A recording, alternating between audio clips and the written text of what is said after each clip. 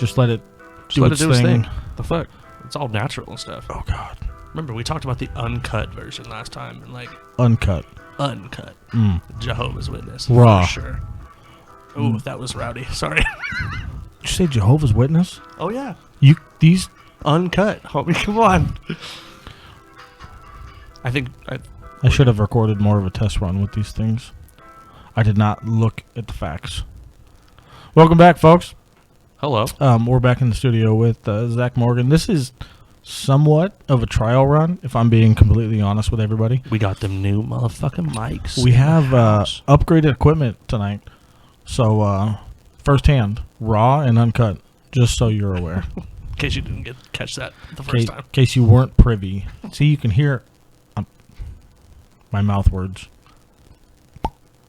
Anyway, we're back with Zach. Let's get serious. What's new in the week, bud? Oh, dude. I don't know. Week was kind of the same old. Work was boring. Slow right now. It's cold outside. Isn't it strange how when it gets cold, it gets slower at work? Right. It's weird. It's like the masses just stay inside, which I don't get. Right. We live in Phoenix. It's like the cold is like 50 degrees. Right. Right. Then it gets real nipply out there. We sound like a bunch of bitches when we say that, but yeah, but it's a dry cold.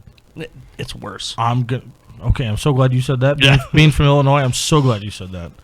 Dry cold. So listen, dry cold is so much worse than a humid cold. Humidity, sticky. It holds some things in the air. You know what I mean? Snow. We're not going to talk about snow. I woke up the other morning and went to ride my bike to work, my motorcycle, and made the decision very quickly that morning that I was not going to do that because there was snow on my car. Open the door. You're like, I just changed my mind. This is awkward. Yep. Vest was on, jacket was on, bike was pretty much ready to start running, and I went, there's an inch of snow on my windshield. We're not going to do that. Pass. Mind you, this is Phoenix, Arizona, ladies and gentlemen. So Phoenix, Arizona. Snowing. It's gross. We moved out of Midwest to get away from that crap, but it's fine, I guess. Oh, you don't like it? I do, just not when I have to ride my motorcycle in it. Okay, fair enough. Yeah. Fair enough. Shout out to Dad, who told me the other day, made me sound like a complete bitch about the winter of 77 when he rode his Kawasaki. I said that super weird. Kawasaki.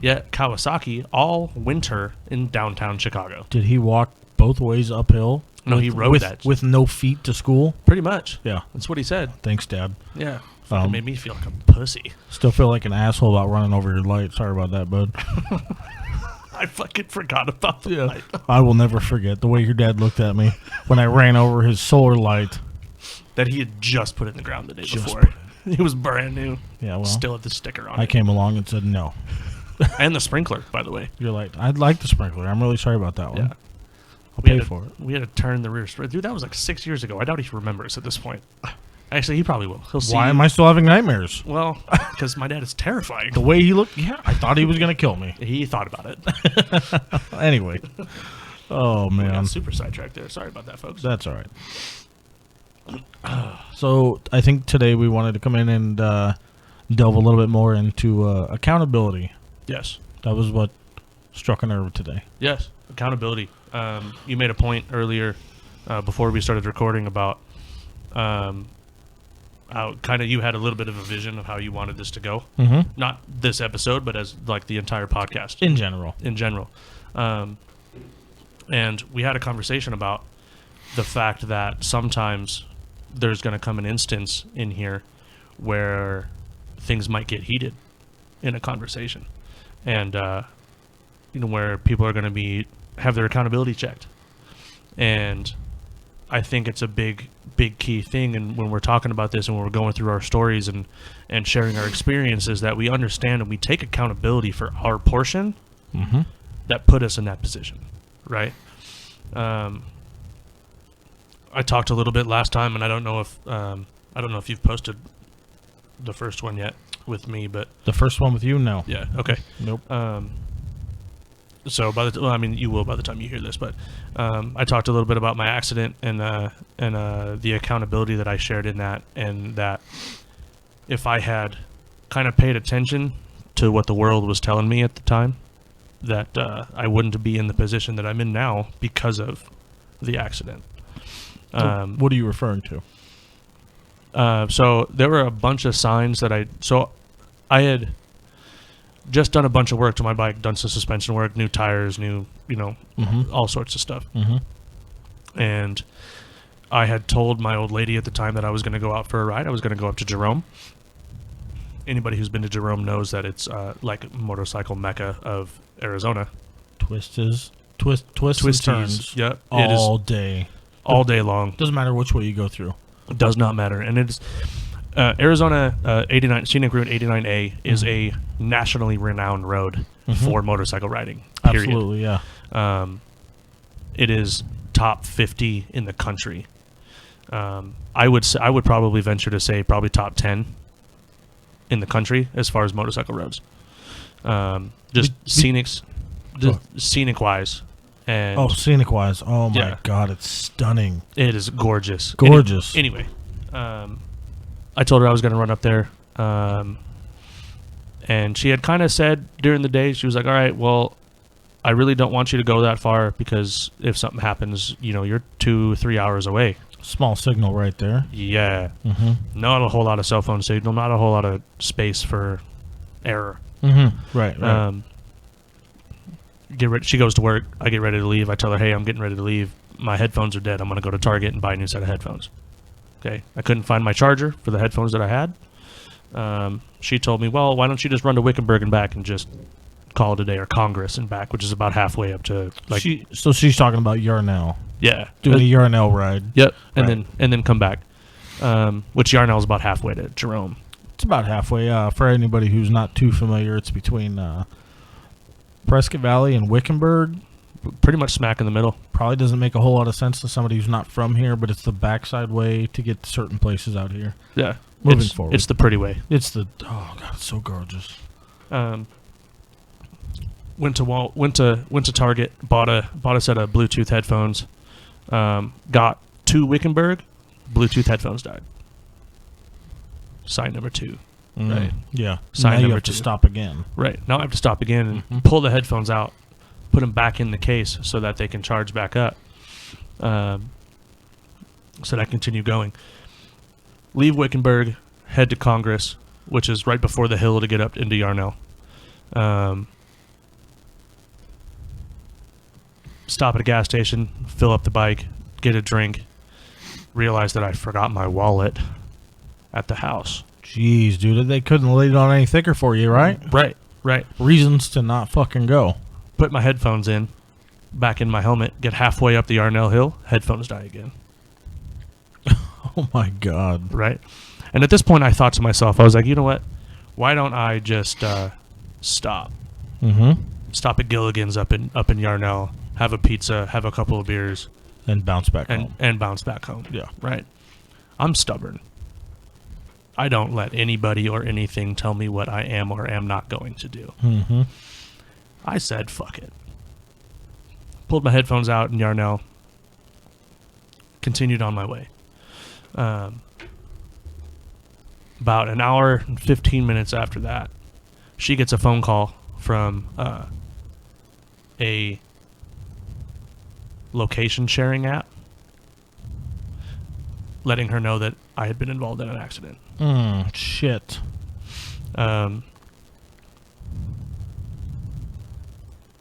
Every worst fear, everything that she had talked about had now come true. Yeah.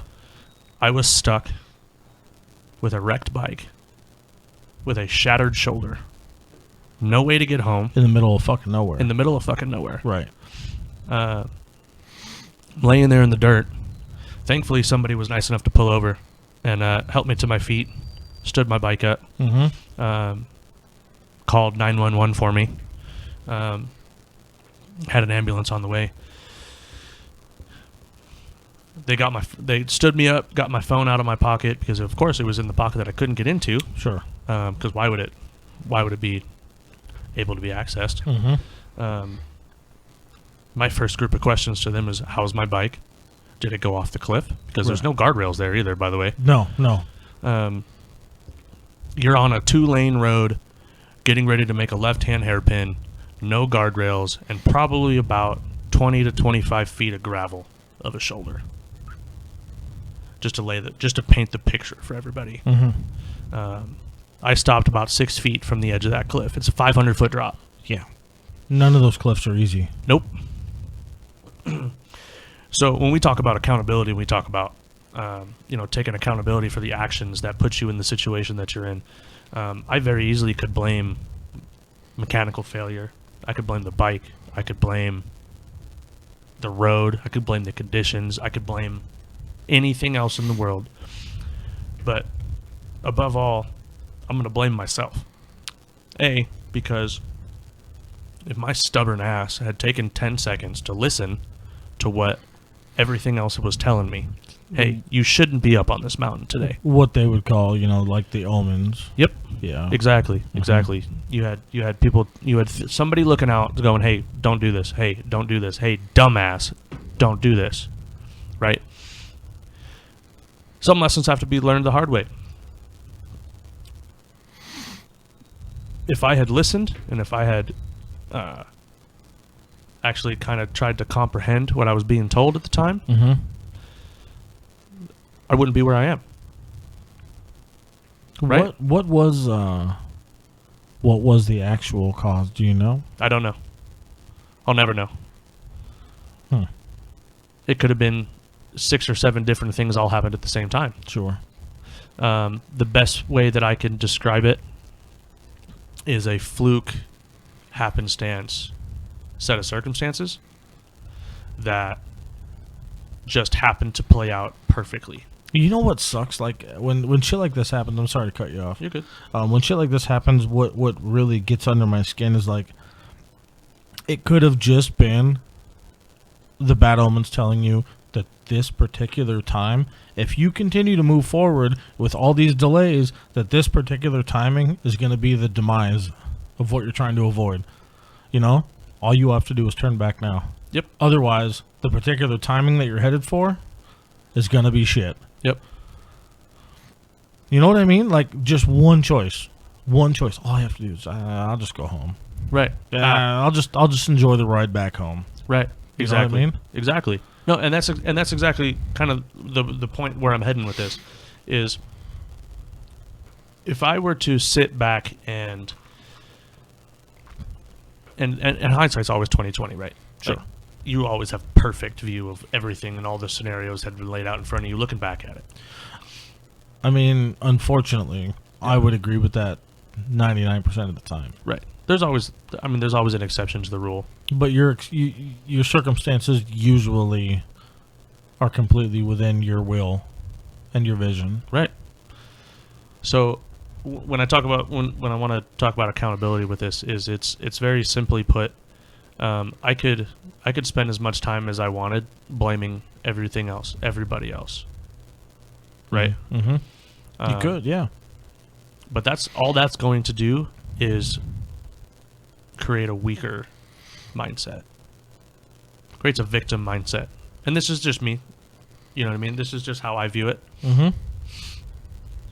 Instead of blaming the world, blaming the road, blaming the gravel, blaming the tires, blaming the brakes, blaming the bike, blaming the headsets, blaming whatever, I could have paid attention. I could have not put myself in that situation. I could have not put myself on that road at that time. Right? And I would not have... I'm not going to say that...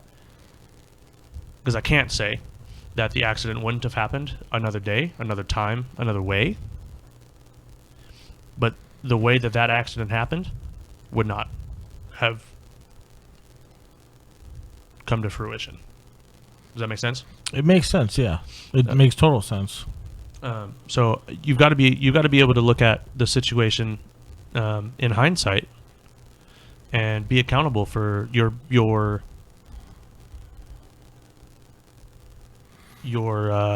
consequences. Yes, for your part in those consequences. Oh yeah. And I think I'm sure what you're really getting at is, as one small example. Luckily, it was just a solo example. Yeah. Stands for probably day to day, day to day living. There's probably not a whole lot of bad situations you can put yourself in that might have been a little different if you would have just thought about it for a second. Yeah. Mm-hmm. I definitely look at things a lot different now. Because of this one example, the motorcycle accident? Yep. I do. I look at things a lot differently now, and I look at things. I take a second before I do something. Like on the way over here, I'll tell you. I told you on the way over here. I had I was in a little bit of a hairy situation on the way down here. Yeah. On the freeway, on the bike, the same bike that I wrecked. And old me before pre-accident, Zach, would have dropped a gear. Right. And squeezed through, got in front of that. I took a half a second, took a breath, mm-hmm. grabbed a little bit of brake, let that car merge. Right. That's what was happening. The car was merging, didn't see me. It's not their fault. You know what I mean? Might have been speeding a little bit. I would say if a car was merging my direction as a rider, my first instinct would have probably been to drop a gear, swerve, and gun on it. Yep. That's which can lead to way worse. God knows what. Right. Because you don't know what's going on beyond that car. Yep. You don't know if they're moving out of the way of something. You don't know what's going on. Doesn't matter, because as soon as you gun on it, you're going to be focused on the car you're passing and not paying attention to what the fuck's in front of you. Right. You got 2 lanes of God knows what. Right. Could be your death. Absolutely could be. Boomski. And, so I'm looking at things now, and I'm holding myself accountable in because of this on everyday life. I'm taking a second to think about things now. I'm taking a second to kind of weigh those consequences. This instance opened up a new doorway for you. It did. Really? Absolutely did. Damn. Like 1,000%. I think that in and of itself speaks a world, Not a lot of people take an instance such as this. Well, I mean, you did almost lose your life. Yeah, right. And, very close to that. And take that and say, well, maybe I should start using my fucking noodle. Right. Maybe just a little bit more on the day. He means head, by the way, folks. The noggin. Yeah, that's crazy. I mean, I'm grateful. That's an amazing it's not an amazing circumstance, but it's an amazing outcome to a shitty circumstance. Absolutely. And I want to kind of, we're going to go off from here, but I kind of want to say that if that accident hadn't have happened the way that it did, mm-hmm. I'm going to be honest, and the people don't take this any sort of way, I don't think I would still be here. The path that I was going, as far as the riding style that I was taking, mm-hmm. I do not think the risks that I was taking, the windows that I was cutting on that bike, I don't think I make it. Honestly. Wow. Honestly, I think as shitty as the accident was, and as shitty as the circumstances are now that are because of that accident, mm-hmm. I think are tenfold better than what they would have been if that accident didn't happen. Okay. Honestly. Well, I think your nuanced perspective is quite invigorating. Yeah, I mean it's hard to look at a situation that honestly was so negative, right? Because it was. I touched a little bit in the first episode about kind of the things that I had to deal with when I was growing up, with baseball and the accident and my dad losing his job and all that stuff. And of the things that I've had to deal with, this has been the hardest because it's been directly mine, right? This particular accident? Yes. Really? Yep. Damn. Because it was directly mine, and it was a gut check for me because I was always the kid who found ways to make myself feel better by pointing accountability at other places. I think this is such an important milestone to stop at. Not necessarily stop at. I'm sorry, but I think this is something to be looked at a second time. Making choices that affect yourself in such a heavy manner, I think, are really something to be looked at. You made a choice. You made several choices to continue on with what you wanted to do. And, this isn't just necessarily about you, but speaking generally. And then the consequences were purely your own. You know what I mean? Yep, absolutely. And it's completely with an open mind. It's completely just an earth-shattering gut check, like you said.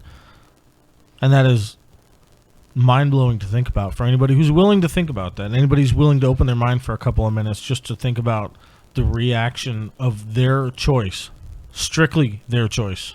That's a huge point, is you have to be open to it. Right. You do. Because if you come at everything in your life, and specifically this circumstance, okay, and you say, man, it could have happened to anybody. Right. It's not my fault. Or like most people, well, if it wasn't for such and such doing this and this, then if it wasn't for the gravel. Yeah, if it wasn't for the sky being blue, then I wouldn't have fucking crashed. Or Right. if it wasn't for the ground being brown, then my girlfriend wouldn't have felt the same way she did. That everybody is so quick to point fingers 100%. everywhere else except for back at themselves. Right. Or at least guess the thought that might have pushed their way into that situation. Right. And again, everybody's so quick to point fingers at everybody else for their own problems. Right. Sit back, and I'm going to get kind of harsh for a second. Sit back, shut the fuck up, and take a second and go, how did I get here? Right. Did Susan push me over on my motorcycle and that's what caused me to wreck? No. Did so-and-so force me to go on this ride? No. I did. Right. I made the choice. I made the choice to continue. I made the choice to... We'll even come off the accident for a minute when I left Quick Pick Towing. I'm name dropping again. Sorry, folks. When I left that job, I had zero accountability to myself for how I left that job. Right? Oh, this is one of my favorites right here. Continue. I had zero accountability for how I left that job, and I had zero accountability for the fact that I left this company high and dry. Right? And then 6 months down the road, when COVID was starting to clear back up, and I was ready to go back to work for a real company full time, and I asked for a letter of recommendation. Do you want to know what I got? Crickets. A big middle finger. Pretty much. Yeah. Pretty much. And I had to look at that, and I spent the better part of 2 years blaming them for not getting the position that I wanted. Damn. Because man. they wouldn't give me the letter of recommendation. I had that accident, this motorcycle accident. I wrecked, right? I was able to look at it, look at every decision that I made in the last 3 years. I spent 2.5 months in a fucking recliner, folks, sitting, doing nothing but thinking about my life. And I was able to look at it and go, wow, if I had given them 2 weeks, if I had given them the time to, do the right thing on my end, as much as it sucked to do, because I didn't want to, I left the way I wanted to, which was right then and there. Right. But if I had been accountable for my actions at that point in time, and had said, hey, this isn't working for me anymore, this is my 2 weeks, guess what? I would have had that job. I would have had that position. Why do you think it is that this is the particular incident that sparked it? Because I watched myself die. Fair enough. Tends to change things.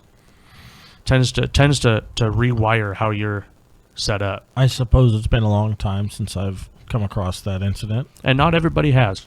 No, for sure. And I'm not saying that in order to grow and become accountable, if you're not already, that you need to have a near death experience, because that's not the case at all. No, but for sure, if you're listening to this, open your mind and just think about the possibility of that near death and what it might do to your mindset.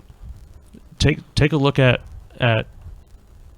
use somebody else, use my experience, use my accident, put yourself in my shoes and try to run through it for a second and just go, okay, how would I respond to that? What do you think it would be like to run within 10 feet of falling down 500 feet? What do you think you would handle that? You know, how would your mindset change overall? I guess I'd never thought about that. It's a gut check. Yeah. I mean, I've been in motorcycle wrecks. I've been hit by cars, but I've never been. I could never say that I was within inches of my life, but I wouldn't know what it would be to look like to roll over and realize that my if you had barrel rolled one more time, yeah, my death you're is done. My death is within arm's reach. Yep. Ugh. Fuck. And I didn't come to that realization until probably weeks after. That didn't sink in for weeks. Fuck. Until I don't remember who I was texting at the time, but I was trying to show somebody something on Google Maps. Mm-hmm. I have an Android for you Apple lovers out there, so sorry, it's Google Maps and not. But I was showing him something, and I think I was showing him my family used to have property up north of Ash Fork. So I was going up the 89 that way, and I had a pin drop that I don't remember dropping. Turns out Life 360, that location sharing app, drops a pin every time that there is an accident wherever you are. Was that where it was? Yep. Oh man. And I stopped mid conversation with this person, and I went, wow, man, I need a minute. Yeah. Give me a second. Let me pick up the pieces for just a minute. My life and my perception of my life at that point, and there's no exaggeration at all, literally shattered. I was able to look at that, and I zoomed in, and I was able to see just how close I was. And it was then, right then, when I was like, wow, I should have listened to Everything. all of the signs, Mm-hmm. which I didn't even think to look at the time, Mm-hmm.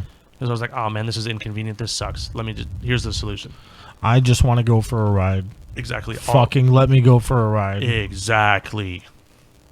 Let me have my fun. Right. Let me do this.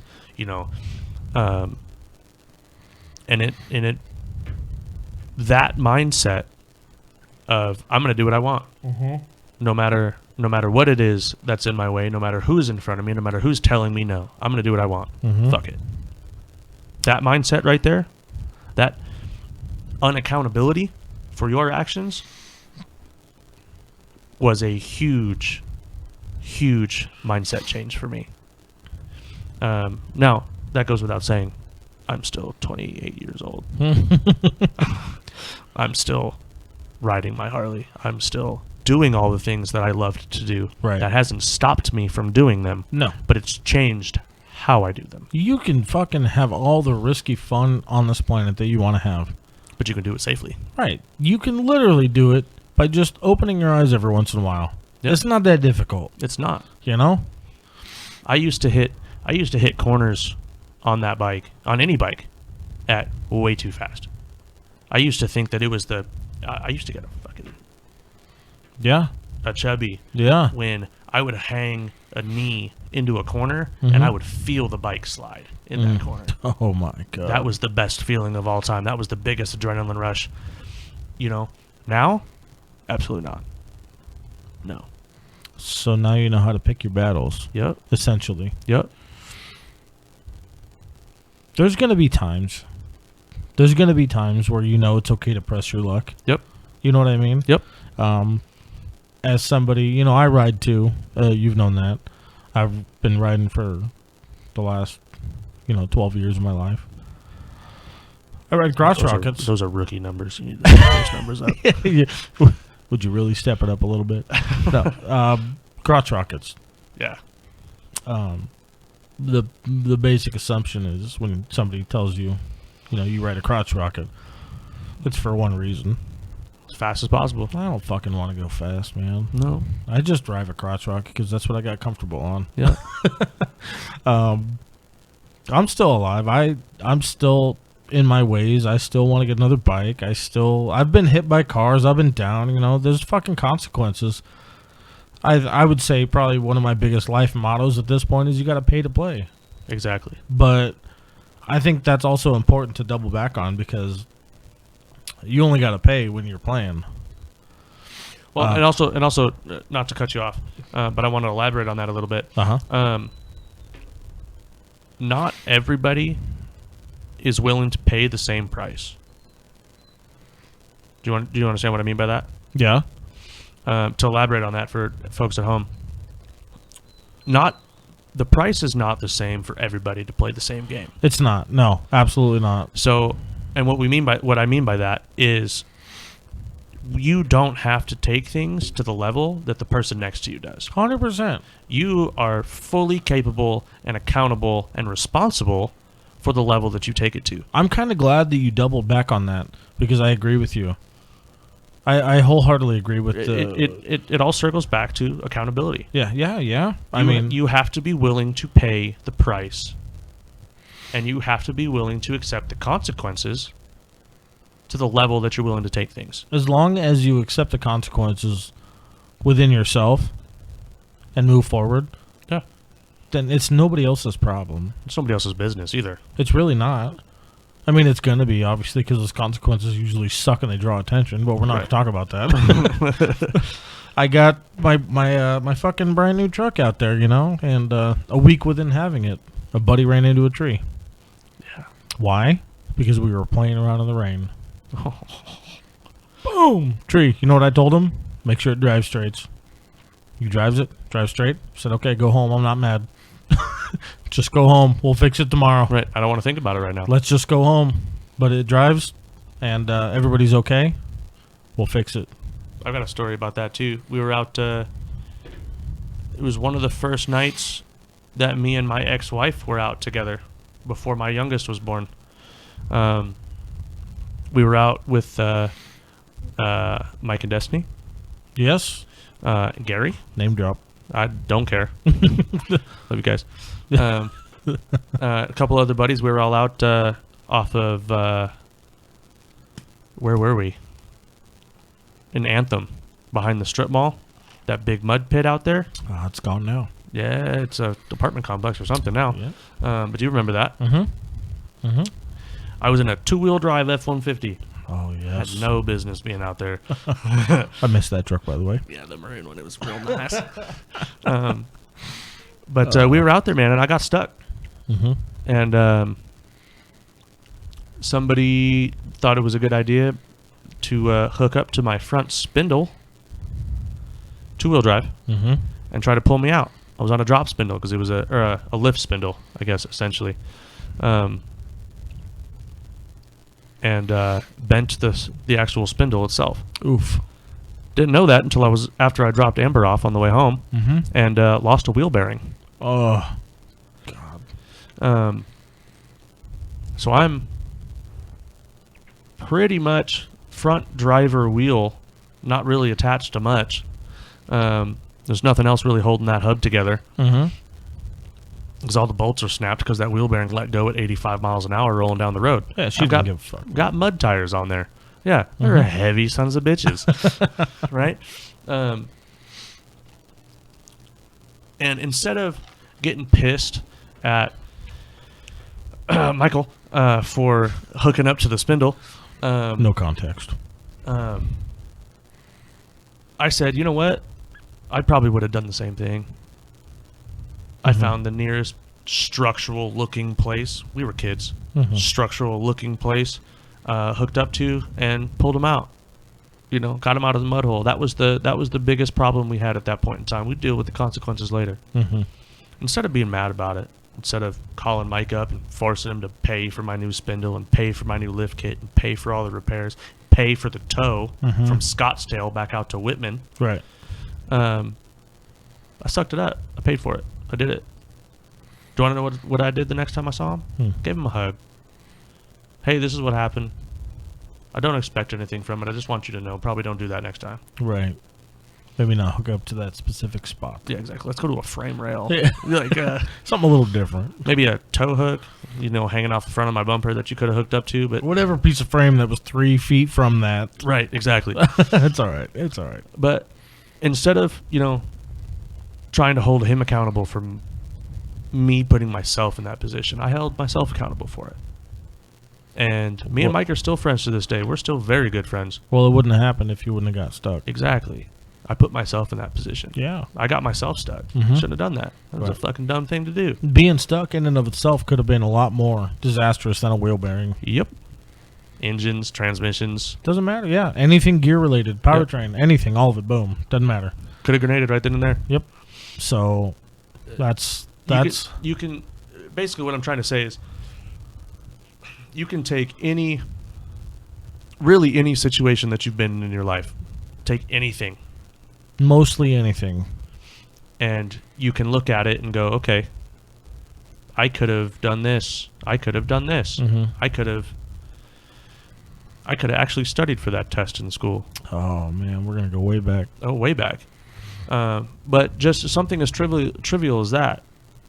I could have studied for that test. I wouldn't have failed that class. And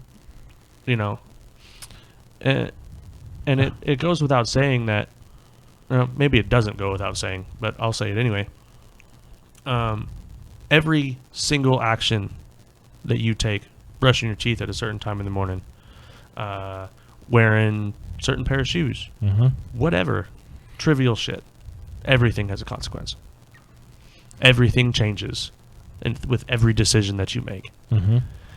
Being able to be accountable and be fluid and be willing to accept whatever consequence comes from whatever action that you decide to take kind of determines who you are as a person. That's right. Yeah. Man, that's such a broad spectrum. There is no defined path. There's not, and that's the beauty of it. It's a beauty and a curse.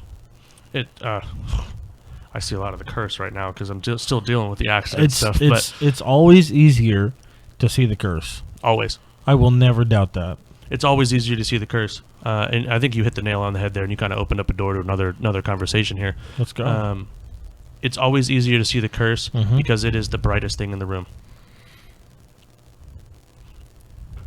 The fire that starts because of those consequences is almost... Let me backtrack a little bit. The consequences in the negative light are always brighter than the consequences in the positive light because there's more of them. Keep going. I'm invested. What I mean by that is for every good thing that happens, and this is a very kind of a morbid way of looking at things, but this is kind of how I grew up with things, and pardon me for if we differ on this opinion a little bit, but we'll talk about it. There, I think, are always 2 to 3 negative consequences to those actions than there are to positive. So for every 1 positive, there's 2 to 3 negative. It is your job in your life to focus and to try to find the positive inside of those negatives. So the idea that you're kind of dabbling on here is common. You're kind of dabbling on the 1 step forward, 2 steps back kind of thought. Kind of. It's easier. It is so much easier. I don't think it's necessarily consequential, but I would definitely agree that it is easier to fall behind into those realities, into those thoughts, whatever they are to you. It is easier. It's always going to be that way. And you can you can kind of twist that into a religious standpoint if you want. I'm not going to go there myself. I will not go there. But it's historically and factually easier to be in a negative manner than it is to be positive and build. Going up is going to be harder than going down, for sure. Absolutely. Gravity, homie. That's physics. I mean, straight to the gravy of it. Right. It will always be the easier path to go, that didn't work. That sucks. I think Move maybe on. instead of paying the bills that I need to pay and having barely any gas money, maybe I'll just go buy a fucking handle and I'll go to the bar tonight. Yeah. You know? Yep.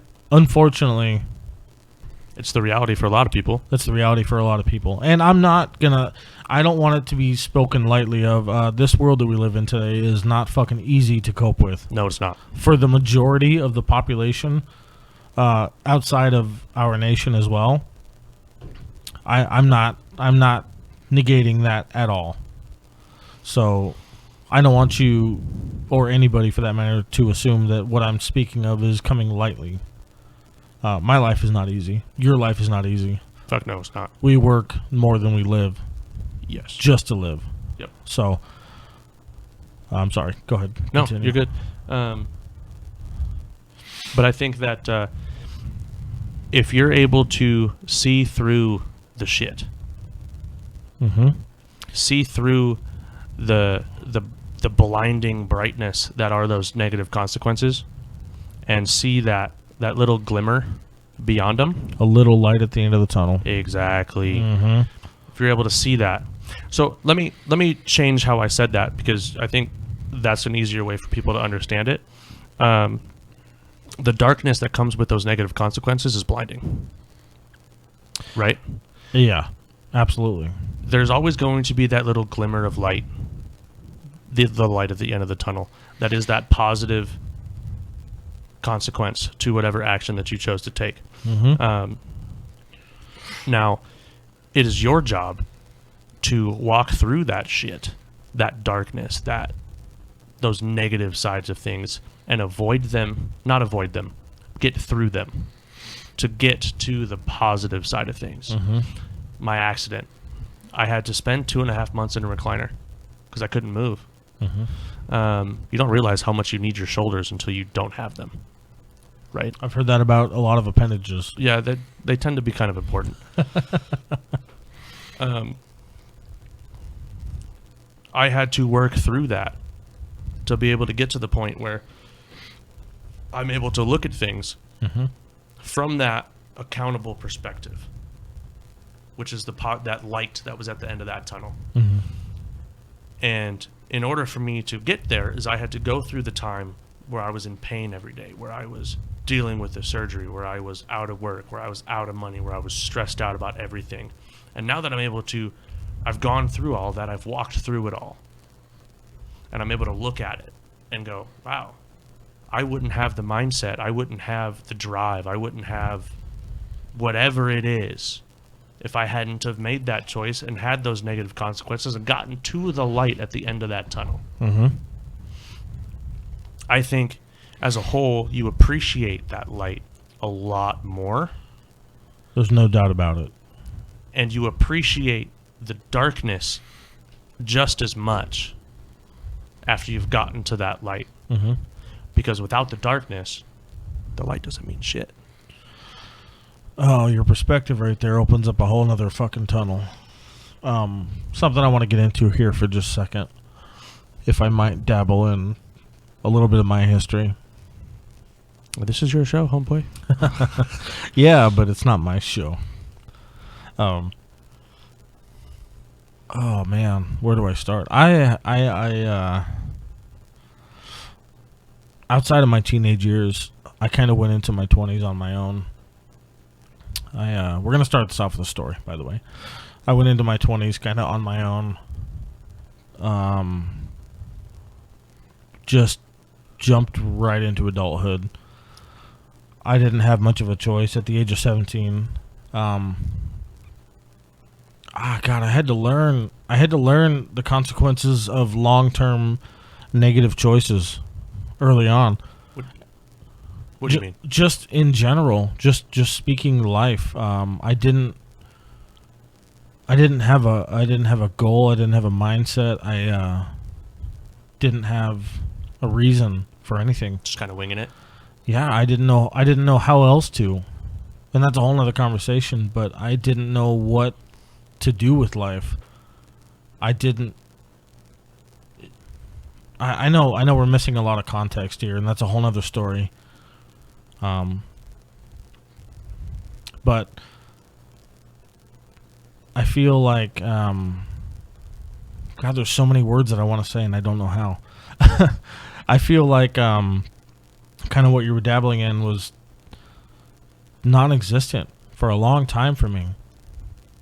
You know, I'm 34 now, and there was probably a good gap of like 15 years where there was no light. I got you. I was just plain and simply just surviving. And listen, I wasn't like just surviving like negatively. I was content without knowing. But now growing up a little bit and understanding the consequences of things, and now having a light and a further growth point, it's really disappointing that I did all that, because the expectations that we're raised up with was, you know, when you get out of high school, you're gonna do what?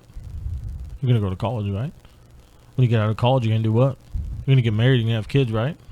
Yeah, well, That didn't happen. no, For either of us. I'm 34 and I'm still picking up the pieces, man. So I think, and if I may, Yeah. I don't mean to interrupt. No.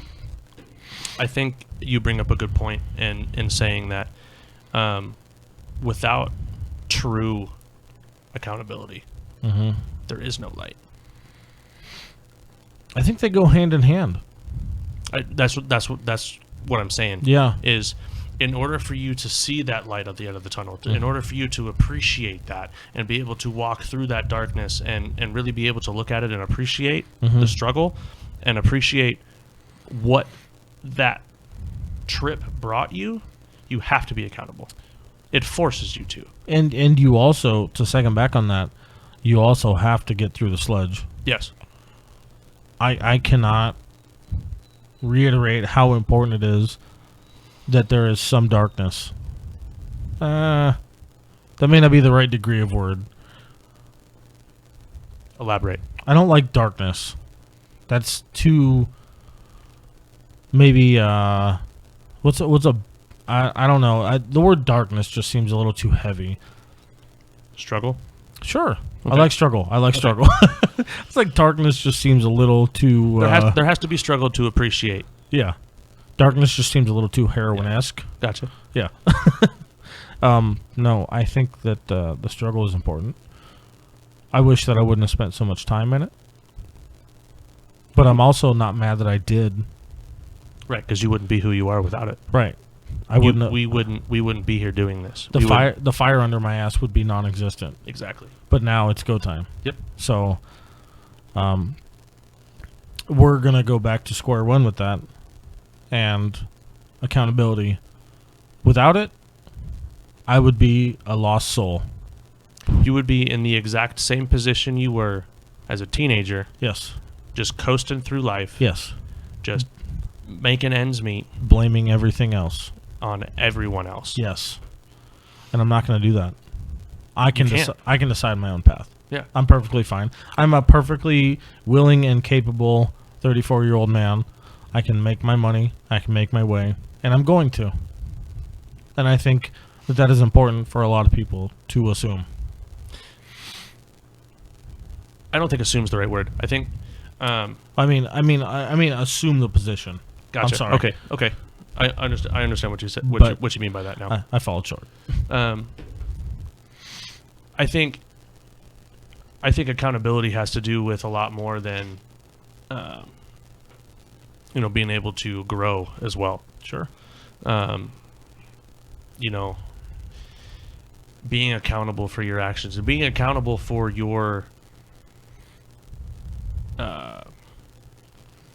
for your situation is way more important than people realize nowadays.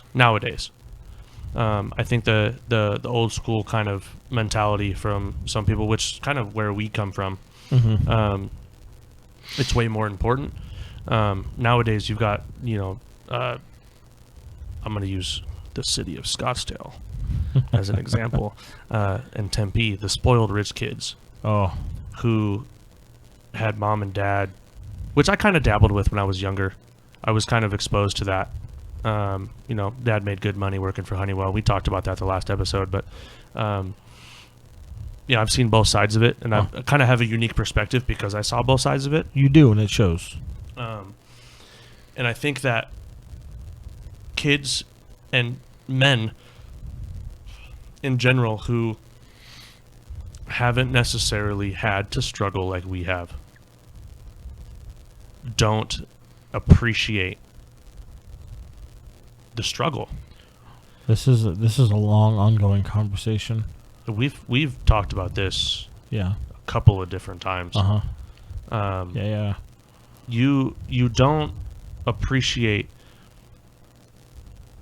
really what you have, and we don't have a lot, right? Like looking at things. We've got the truck, cool. We've got the bike, cool. We've got the house, cool. I agree with you on a certain level, but on the same token, I have a lot. Well, hold on. I'm getting there. Yeah, I'm getting there. Okay, I'm sorry. Go ahead. I'll come full circle to that. Go ahead. We don't have a lot in a sense that our life is not dictated by material things. Yeah. Okay. Right? Yeah. We have what we have because we like what we have. We have what we have because we're comfortable with what we have. Sure. We don't have what we have because it was easy. Absolutely.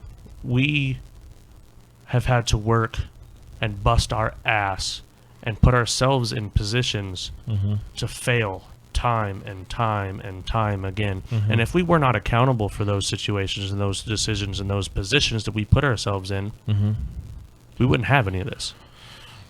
Oh man, you speak worlds. I mean, if I'm being completely transparent with you, the prime example is what we're doing right here. Right now. This thing would not be real if I didn't choose equipment over my electric bill. We don't need electricity. Yeah, just that thought in the back of my head. Yeah, they'll postpone it for another month for me. I had to get this done. Yeah. And you were able and willing to be accountable. Yeah. And make that decision. Yeah. And understanding that. Well, there's a reason that I work, 2 out of 4 weekends a month now. Right. Accountability. I'm working for it. Not necessarily my wisest choice, but I will say this is one of my most driven choices, which doesn't necessarily compute to a good thing, but we'll see. I disagree. Don't. And here's why I disagree with that. Okay. The choices you've made that have brought us here are not negative choices. They're not. They're not negative. Hold on. I don't mean to cut you off, but no, you're fine. They are choices that were made to do nothing but better a situation. Right? You needed the equipment. Okay? Those other microphones you had were terrible. Trash.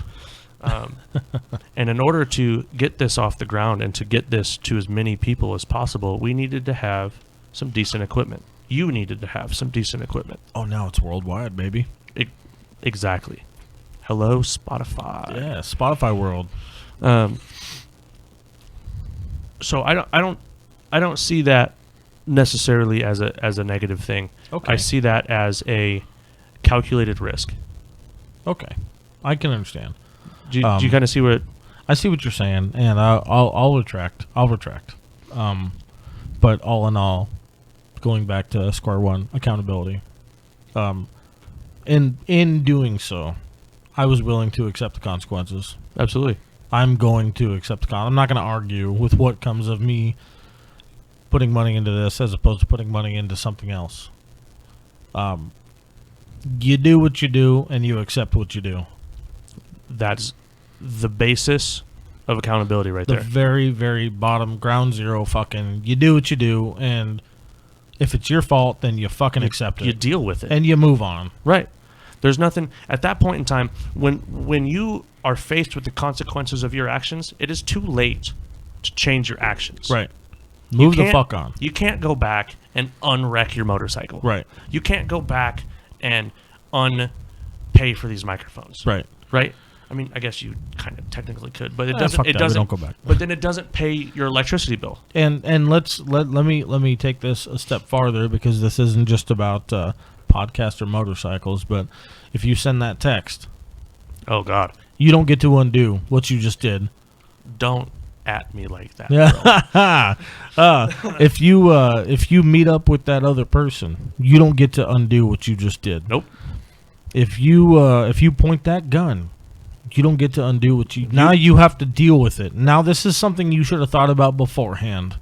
This becomes a consequence of your actions. This is something you should have thought about beforehand. You think about your consequences before you think about your actions. I'm going to get in road rage. I'm not going to hit this motherfucker, because guess what? After the fact, guess what I get to do? Prison. Go to jail. Prison. I'm not going to point this gun, because after the fact, I get to do what? Prison. Prison. I'm not going to go out with this chick that just hit me up, because guess what? After, you don't get what? Nothing. You don't get shit at home. Nope. You just lost your family. Yep. There are consequences to every fucking action, and I think thinking about them beforehand is all you have to do. That's it. 2 seconds. If I had taken and to circle back and let me talk about something that I haven't personally touched on yet. My last relationship, okay, which ended because of my accident. I take full accountability for that. If I hadn't gone out and made that ride, I would not have put myself in that position to be in.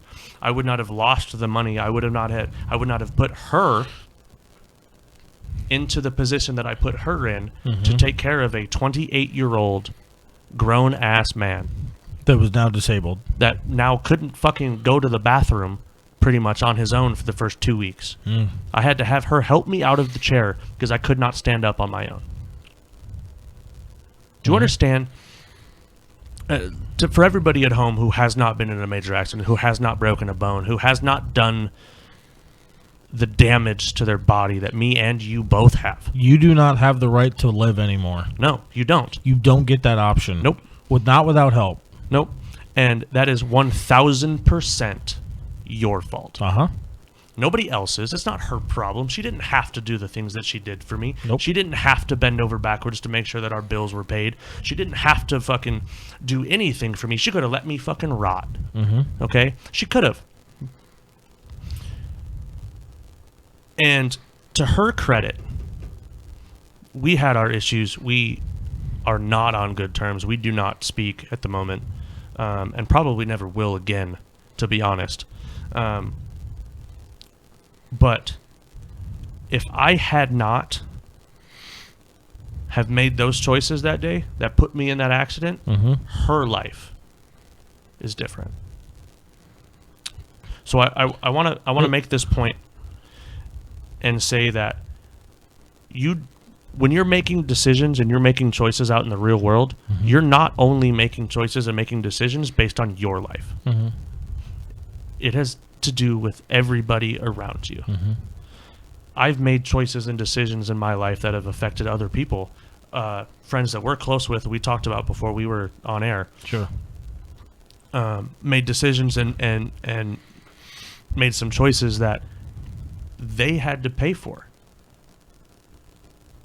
And vice versa. They made decisions and they made choices that I had to pay for. I was very upset before we started recording because they made a choice and they made a decision that was not had nothing to do with me necessarily. Not directly. Not directly. No. But put me in a position where I was like, I feel dumb. Right. You know what I mean? Yeah. I'm not going to elaborate on that because that gets really personal, and that's not what we're here to do. No. But those decisions that they made rippled out and affected my life. My decisions that I made on that day rippled out and affected a number of lives. Yeah, absolutely. And first and foremost, hers. She had to go from kind of having not a cush, easy gig, but she worked 3-4 days a week, had a couple of days off in a row. Mm-hmm. Went from that to working 6 to 7 days a week to be able to pay for our bills. To fix My fuck up. To fix what you did. Yep. Yeah. My parents had to take a big chunk of their monthly income for a month Mm-hmm. and help pay for a rent because my paycheck that I had been counting on was no longer there. Yeah. So accountability goes more than just dealing with your direct circumstance. Right. And a lot of accountability has to do with not only dealing with the circumstances and consequences from your actions that are affecting your personal life, but then are rippling out and are touching the people that you care about. Mm-hmm. And you've got to kind of be able to look at that and go, if I do this, how is it going to affect mom? You're right. How is it going to affect dad? And that's exactly what I was, and I'm glad you doubled back. But you're 120% right. Is the unfortunate part about what a lot of people want to be able to do these days. Everybody wants to say, well, I don't give a fuck, or I do me, or I do what the fuck I want to do. This whole fucking persona, this whole fucking attitude. But do you really, at the end of the day, when it's you versus you in your fucking room and you're staring at the ceiling, do you really not care about how what you just did affected everybody else? Is that really the case? If you can sit and tell me, and I almost kind of want to challenge our listeners at this point, and say, if you can sit and say, you know what, this decision that I made did not affect anybody else but me, Mm-hmm. write in. Sure. Shoot us an email. Send me a fucking message. And we'll talk about it. Yeah, absolutely. I would love to see it. We'll talk about it because I guarantee you, me and you can sit here and we can pick that thing apart, Mm-hmm. and we can find 6 or 7 people that it affected that you had no idea that it affected. That's so hard for me to digest, that the consequences of somebody's actions would affect people in their life, and like you just said, they had no idea. And They had no idea. And it's not even that they didn't have an idea. They just didn't care. That breaks my heart, because it's a real thing. Every day. Because there are so many fucking people that decide that they just don't care anymore. Yep. It's accountability has to be a selfless thing. It does. I would agree with you. But at the same time, it has to be selfish too. It's a really, really fine line, and let me kind of explain what I mean by that. Is in order to be truly accountable for your actions and your mistakes, Mm-hmm. really is kind of where this is boiling down to. Basically. You have to be willing to go, you know what? Those circumstances and these decisions, these consequences don't just affect me, and I'm willing to accept those and help the people to try to correct those consequences that those ripples have touched. Right? You throw the stone in that pond, right? It's been nice and calm. Now you've disturbed everything around it. That is such the perfect analogy. You've now disturbed everything around it. They start right here. Yep. But that frog that's on that lily pad hanging out there, that now that ripple is knocked off and he's in the water. Yeah. And now he's, I don't know, eaten by that catfish. Just gets bigger from there. And it grows. Yeah, it doesn't matter. It just keeps growing. You've got to be able to look at it, and you've got to be able to go, okay, I did this. I went on that motorcycle ride. I'm gonna keep leaning on that because that's what we've been talking about. Yeah. I went on that motorcycle ride, and now my girlfriend has to work 7 days a week in order to pay for my bills. What am I going to do to fix that, to solve that? What am I going to do? How am I going to fix that? Mm-hmm. How am I going to solve it? Right? And if you can honestly sit and say that, well, that's what she signed up for. And if you can honestly point that finger and go, well, that's kind of, that's what she knew what she was getting into when she was getting with somebody who rode Harleys the way that I do. Right. And you can sit and you can look at that and go, oh, well. Yeah, if you get to brush it off, then it's not your fucking problem. Now it's your fucking problem. It should be your problem. It should be your fucking problem. And I think a lot of people look at things like that, especially nowadays. And I'm going to go back to, we touched on Scottsdale for a minute. That's kind of how the mindset of these kids that have grown up with parents who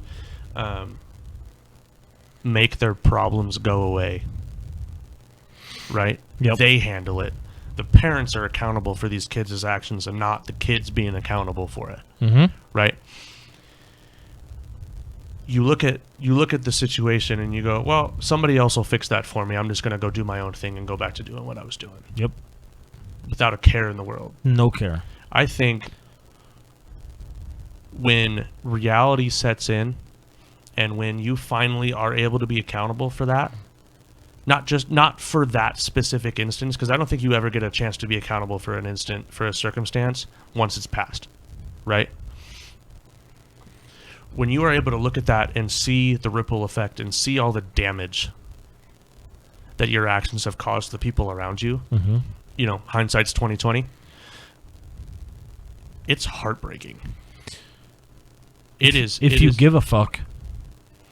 Well, at that point, when you are forced to be accountable, when you're put in a position and you have to be accountable and you have to have that mindset and you have to look at things that way, mm-hmm. and you're able to look back at it and go, man, that was fucked up. It is heartbreaking. It's heartbreaking. It is heart-wrenching.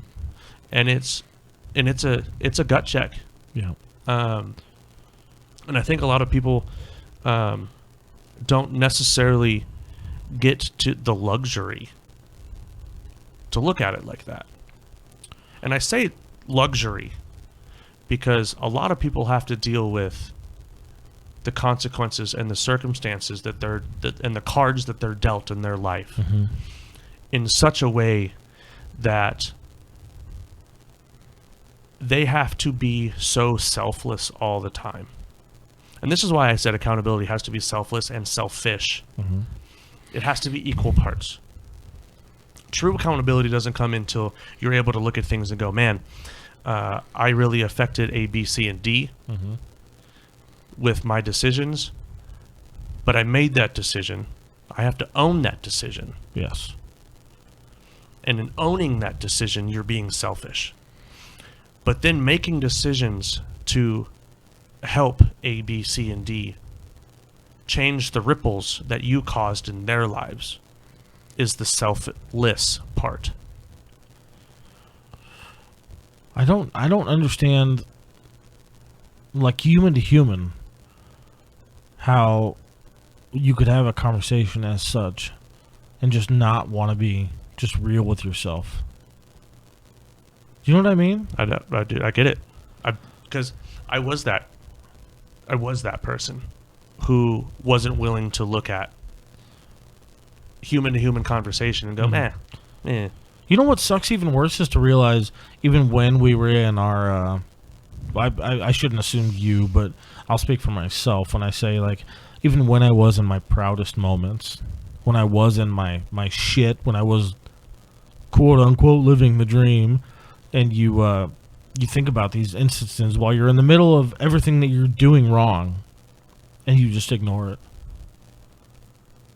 You know what I'm talking about? Dude. Like, I'll just say it, like at the core, like you're just you're hanging with your fucking crowd. You're sitting at the bar, and you have a thought that crosses your mind about your actions, and you just what? Take another drink. Right. Oh well. Fuck it. Send it. Yeah. Send it. Yeah. Well, sending it will come. It'll square up with you. It'll send it back. Give it time. Yep. Promise you. Everything comes full circle. Boy, you speak the truth. I swear to God. Everything comes full circle. Yep. I'm not a religious person by any means. Nope. We touched on religion a second ago where we were like, we're not going to talk about that. I am a full-hearted believer in karma. Yeah. Karma and energy are a motherfucker, and they will come back to get you. And karma, energy, and accountability walk hand in hand. If you're not fully accountable, it's like Red Rover. You fucking. They're the line on the other side that's going to clothesline you. Yep. Unfortunately for some of us, I'm going to speak for myself here. That Red Rover line happens to be probably a bunch of D1 or NFL linemen. Just big motherfuckers. Just a massive wall of karma. Yep. And it'll smack you in the face and it'll knock your teeth out.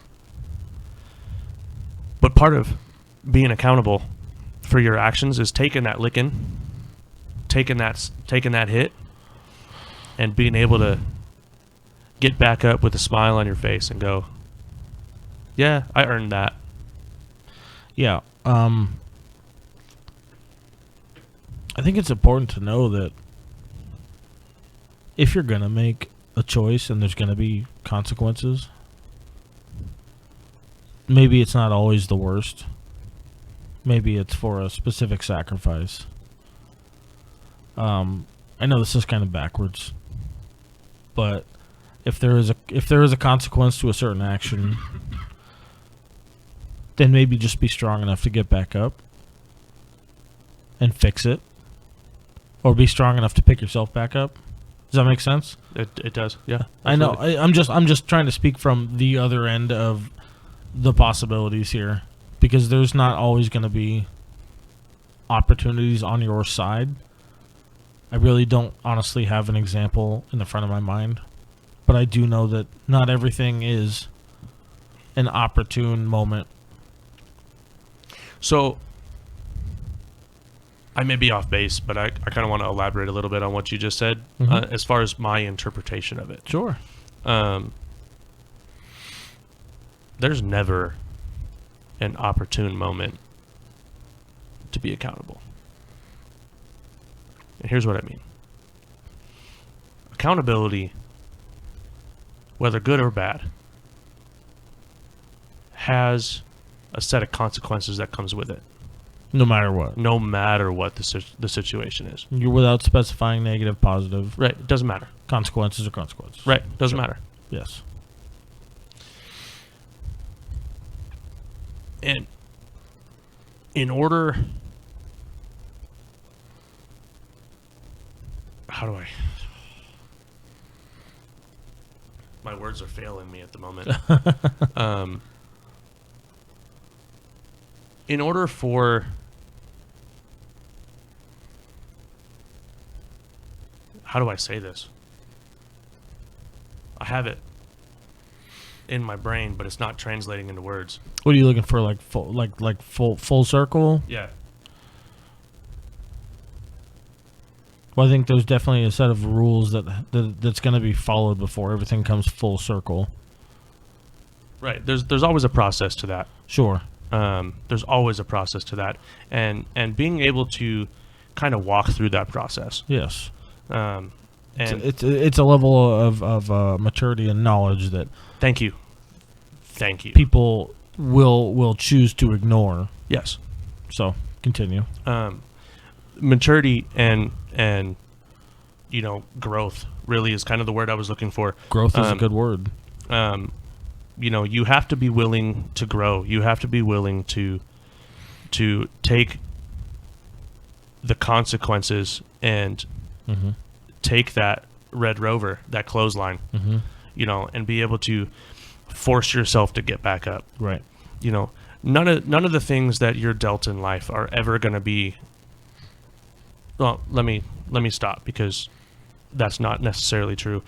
Most of the things that you deal with in life and most of the consequences that you deal with in life are never going to be as life-altering or necessarily life-ending, right? I don't think you're ever dealt a hand that you can't handle. I don't think that karma ever lays its hand down hard enough to end. Do you understand what I'm saying? I would agree with that for the most part. For the most part. For the most part. For the most part. Yeah. That being said, though, in order to grow, and in order to really change and be able to look at things from a different perspective, Mm-hmm. you have to, a piece of you, a piece, has to kind of shed away. I don't want to use the word die. No. Shed new skin is Yeah. it's a good interpretation. It's never, and it's, I won't say never either, but it's not always a bad thing. Growth can be negative. You can grow negatively, Sure. or you can grow positively, Mm-hmm. right? I think a big piece of that is perception. And in order to be accountable, you have to look at things through the right perspective, be willing to shed the skin that you need to in order to grow that way, Mm-hmm. in whichever way you decide. I wouldn't say perception is the right idea. I understand where you're coming from, but I don't think perception is the right word for it. I don't think it is either, but that's the best that I can do right now. I would say, I don't know, because perspective can be altered. It can, and that's part of growth. It is part of growth. You're right. But I understand what you're saying. Your view, your insight vision, there's a word for this, and it's absent. But anyway, I understand what you're saying. Shedding the skin of what you've moved forward from. Right. Is you have to be able to get rid of. Yes. Move forward from your previous embodiment, so to speak. Yes, exactly. Yes. Exactly. Yeah. And whether that's, I'm sorry folks for that, took us a minute to get to. But it's late here. We've both worked all day and we're a little tired. It's important. I think a lot of it has to do with the willingness to shed that. I think that is most of it. And the willingness to look at then the skin that's been shed. Yeah. And look at Mm-hmm. because realistically the skin that's been shed are the consequences that you've had to deal with. Yes. And being able to look at that and go, wow, that is way uglier than I ever wanted it to be. Yes. And now moving forward, what do we do? What light and what level of skin do I want to have On a fresh canvas? Exactly. What? That's accountability and growth right there. As far as the best way that I can embody that, and the best way that I can kind of bring that full circle is looking back at the skin that you've shed and looking back on what you've left on the world. Mm-hmm. Not only on yours, but on everybody that you've touched, even if it's just a happenstance interaction at a Walmart with some stranger that you'll never ever see again. You have to be able to be accountable and grow from those actions and those decisions, whether as minuscule as you think that they are and as insignificant as you think that they are. That decision that you made in that Walmart, in that parking lot, to give that homeless person $5 Mm-hmm. might not seem like a lot to you and me and to probably most of the people listening to this. But having been on the receiving end of that $5 in that Walmart parking lot, I can tell you right now, if I had the opportunity, if I knew who that person was, if I knew whose name, just a name, if I could shout you out right now, having been there, having had somebody put a gallon of fuel in my car so that I could get to where I was going, and being able to hold them accountable for their actions. And again, accountability does not have to be a negative thing. I think that we would be able to grow as a whole and as a person way more in depth. Does that make sense? It does make sense. We got way deeper than I think we wanted to today, but No, because I think what you just did was you're dabbling on the basis, the ground zero of the whole idea of me versus me, and kind of what I'm looking for here is, even on a small scale, many is stronger than one. And Yes. I say that because if we can take, this is a stretch and I apologize, I kind of went deeper than what you were just going deeper for, but you, if I didn't know you and I ran into you one day and we had a meaningful conversation and you left smiling, you know, this conversation and this nuance left us both smiling, and we walked away. And I ran into you again 10 years later, and I'm homeless. You're going to remember me absolutely, because I had a positive impact on one day where you were having a shit day. absolutely. And I think you can put that on any scale you want. But I think that small scale is huge. Because now what says 10 years later you're not the owner of a giant corporation, you're the CEO. And now I'm in a shit position because I lost such and such, and my life just took negative turn after negative turn. Because you were in that motorcycle accident, and it caused you to lose your job and your income. Yep. Because I decided to fucking make one wrong choice. Yep. But one person that I made a positive impact on 10 years ago, positive impact, decides he wants to come back around and help me out now because I helped him out. Full circle. What's so wrong with that? There's nothing wrong with that. And I think that has to go a lot of the with exactly what we were talking about, with that positive interaction that you had with that person, whoever it was, is now that person is holding you positively accountable. Positively accountable for your actions. Yes. You left a lasting impact on me. That with that conversation that we had. Now you're in a bind. You're in a position. Guess what? Time to put your money where your mouth is. You wanna. Yeah. You wanna. So now you know what I'm worth. Yep. And you're gonna hold it up. Yep. Boom. That's it. It just keeps going from there, dude. You can build on build on build. This is Legos. It clips together just as easily as it comes apart. Accountability is the foundation for everything in everyday life. 110%. Make the person next to you smile. Say that again. Say it. 100%. Accountability is the foundation for everything. Everything. Whether it's positive, negative, growth, recession, regression, whatever. Doesn't matter. You have to be accountable in order to start. As an individual, if accountability was the biggest part of your life, I bet things would be a lot different. A lot different. And it sucks that most people don't figure this out until they're damn near 30 or after. I hear more and more horror stories about people not figuring out till their fucking deathbed. Right. You know? They skate through. They live in that darkness that we were talking about earlier. Yep.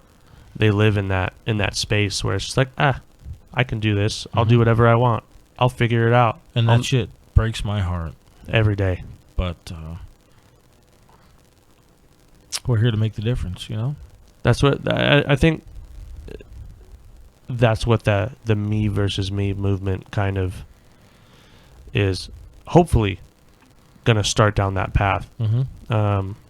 It's up to us. It's up to you guys listening at home. Mm-hmm. Look at your own demons. Nobody is perfect. Nobody's perfect. Nobody is above being able to look at themselves and go, man, I probably shouldn't have done that. Man, I've made some mistakes. That's the greatest part, though, is how much better you're gonna feel after you fix it. After you accept it and then fucking fix it. People don't realize until they've done it how good it feels to go, God, that was fucking stupid. Right. I should not have done that. Yeah. Especially when it includes other people. It's the only time that it feels that good is when it includes other people. Right. It feels good when you do it for yourself. It feels good when it's like, oh, it was a little thing. You know, I probably shouldn't have done that. You know, my life would have been a little bit easier if I hadn't have done that. But when it affects somebody else and you go, God, I didn't do that, and it positively affected somebody else, boom. That's it right there. When you and somebody close to you have such stupid disagreements, or you have an instance where it drives you apart for fucking years over something stupid that you might have done or said, don't keep questioning whether or not you should reach out to them. Fucking do it. Fix it. Fix whatever the fuck stupid shit is wrong. Make that connection. And I promise you. Just because, and I want to elaborate on this, and when I say this, I kind of want to go full circle, and I'll make this quick because I know we're just about out of time. Actually, I think we're over time, but anyway. That's all right. Just because we had our falling out and you're not at the same table doesn't mean I don't want to see you eat. Oh, God, say it. We know this person. We talked about him a little bit beforehand. Yes. Yes. He made some decisions and some choices that I was not fond of that directly affected me. And instead of making a big deal about it within our friend group, and instead of chastising him and kind of bringing it full circle and making him out to be the bad guy, because realistically the decisions that were made were not necessarily negative decisions. I just didn't agree with them. Sure. Right? Sure. I held myself accountable in the fact that, you know what? My feelings are my feelings. And while we may not necessarily share those feelings, and I don't agree with the decisions that he made, as long as he is happy with where he is, good for him. His choices rippled into my life, changed the path that I was on, for sure. And he wasn't ready to be accountable for those. So instead of trying to force the issue, I let it go. I held myself accountable for putting him in that position that then caused him to make those choices that I didn't agree with, because realistically I put him there. Right? That's an interesting take.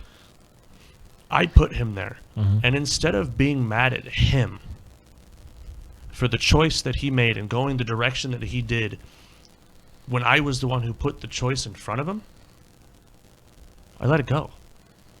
Instead of making it worse for everybody involved, because it would have. You know, you were a part of this friend group at that time. Our other buddy was a part of this friend group at the time. Did you hear that on the microphone? A little bit. Oh well. You know, we all had a part of that.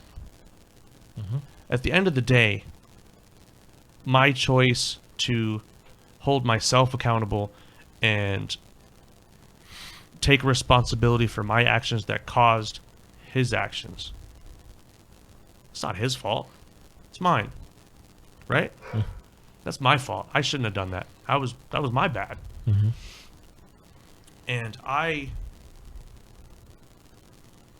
still see him out. You know, still see him. I don't go out of my way to make things uncomfortable. I don't go out of the way to try to make him accountable for the for the actions that he took and the direction that he took.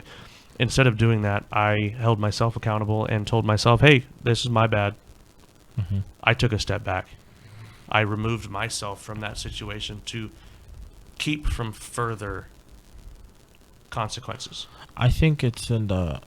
I don't know if you're towards the end of that. Mm-hmm. I'm sorry. No, you're good. I think it's important to further just one other thought on that kind of front is when you have frustrations or negativity towards a situation or turmoil within a relationship, regardless of what kind of relationship that is. Everybody always wants to say, you should fucking tell him. You should just fucking tell him how you feel, or tell her how you feel. You should fucking just go home and let her know, and do the whole thing, and just be so fucking action forward. And sometimes action forward doesn't always help anything. That's what I was gonna say. Is sometimes letting the shit just sit for a little bit. If you let it sizzle, you let it boil over. Calm your shit down, let the situation die out a little bit, discuss it further at a better time.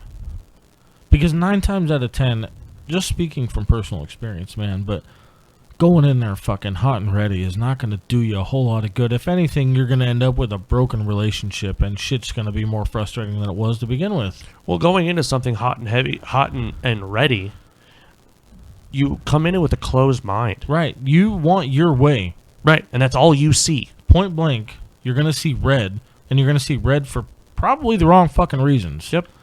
And I think what you did was right. Time will tell. Unfortunately, it's one of those things that always comes down to, hey, time heals all. Well, not all on that board, but 9 times out of 10, time heals. Time heals. Time doesn't always heal the way you want it to. True. Let me take a step back, and I apologize. Being patient works better for you. Yes. That's what I was trying to say, was patience, which is my biggest flaw. Oh, same. Oh, yeah. So I rush being everything. Being patient is the hardest part of working through some things, but it is also the most important part about working certain things. It's the most important part of accountability. I don't have a reason to disagree with you. I don't. Think about it. Think about this. Think about this. In order to be accountable, you have to do what? You've got to look at the whole picture. The big ass picture. Right? What's that take? Patience. Time. Patience. You've got to be able to see it. Yep. And unfortunately, what a lot of people don't, like me and you, who love to rush things, because we're impatient as shit. I don't want to talk to you about it. Yeah, well, we're going to at another day. But we've got to be able to look at that and go, I need to sit back and I need to think about this for a little bit. Because in order for me to be truly accountable for myself and hold myself accountable for my actions, I've got to be able to see the other side of the picture. That's the hardest part of it. And that's the only way that you're truly accountable. Because you can be partially accountable. Sure. A lot of people are partially accountable and they think that it's being completely accountable, and it's not. You can be partially accountable and still point the finger at somebody else. Yeah, I did that, but it was still his fault. That's partial accountability. That's not true accountability. True accountability is you're able to sit back and go, yeah, I did that. Yeah, he did that because of what I did. But at the end of the day, he didn't do those things. He wouldn't have done those things if it wasn't for me. Right. If it wasn't for the ripple and the chain effect that I started. Sure. I think without getting too much farther into it, you're kind of dabbling on selfish, impulsive. Well, what did I say earlier? I mean, what I'm saying is like the impulsiveness would be blaming somebody else, pointing the finger. Yes. You know what I mean? Yep. That's your own selfish impulse, and we all do it. Oh God, I'm without thinking about it, we all fucking do it. It's your first reaction, right? I was impulsive in the moment, and I'm just going to blame them for it. Yep. That's not how that works. That's It's where the salesman's fault. That's where, don't do that. That's where being impulsive and being accountable are two different things. But I mean, I guess I'm actually kind of wrong now that I say that out loud, because you can be impulsive and you can also be accountable. I'm plenty accountable for my impulsive choices. I shouldn't have a fucking new truck, but guess what? I was impulsive and now I'm accountable, so I pay for it. That's why I brought the salesman up. I'm glad that you made that connection. Yeah, I just had to say it out loud, and I apologize for that little delay, lapse in memory. I did not wear my helmet today. On that note, I think we should close it out. I think that's a good place to end, man. Accountability, it's huge. Is the biggest thing, in my personal opinion. And again, I welcome people to write in, send us an email. Mm-hmm. Listeners, please feel free. I will gladly touch back on this topic with you. Me versus me info at gmail.com. Shoot an email. Me versus me pod on Instagram, or me versus me podcast on Facebook. So, like you said, if you have any questions, comments, concerns, anything like that, shoot us an email. If you want to specify who it goes to, then by all means, I will make sure it gets to the proper people, and I will make sure it gets answered appropriately. My name is Sage again. I am Zach. This is Zach Morgan. He is a frequent here at the Me vs. Me studio. And any questions will be answered. Anything. Honestly, people, I want to make this a point. I don't shy away from answering questions. Mm-mm. I don't believe in that. If you have a question for me, if you have a question for Sage, I'll answer it for him if he doesn't feel like answering it. If you want to hear something specific, if you have something that you want us to talk about specifically, shoot us an email. Let us know. Yeah. I'm definitely open to exploring topics related. Also, to just elaborate, I know that they're not here, and it's unfair to leave them out. But if you have a question for anybody such as Jade or Austin, they're also going to be frequent repeats on the episode. If you have a question for anybody that you've heard recently on the Me vs. Me podcast, feel free. Please feel free. There will be more people to be introduced at a later date. But we're all here.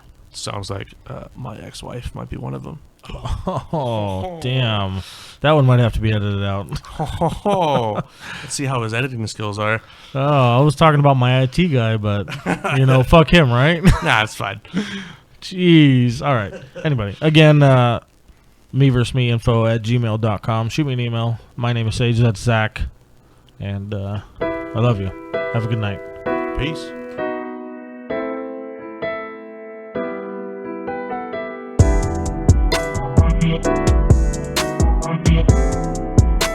Yeah.